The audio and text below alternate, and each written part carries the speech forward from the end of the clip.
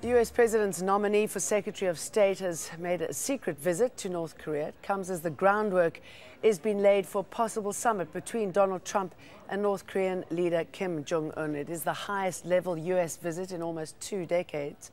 In the last half an hour, Donald Trump confirmed the visit had taken place.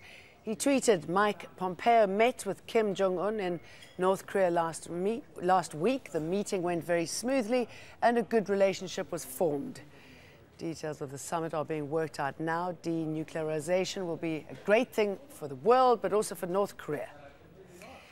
The situation in the Korean Peninsula was one of the topics that President Trump discussed with Japanese Prime Minister Shinzo Abe when they met in Florida. That's when Trump confirmed Washington and Pyongyang are engaged in high-level talks. We have had direct talks at very high levels, extremely high levels, with North Korea.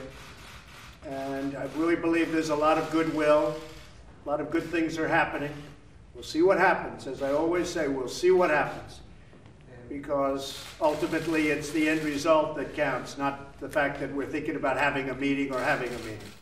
Al Jazeera's diplomatic editor James Bays is in North Korea and has more from the capital.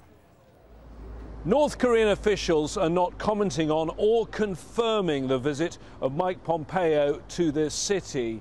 All of the information at this stage is coming from the US side, but this is the highest level visit for a serving US official since Secretary of State Madeleine Albright came to Pyongyang in the year 2000. The US doesn't have diplomatic relations with North Korea. There is no embassy here.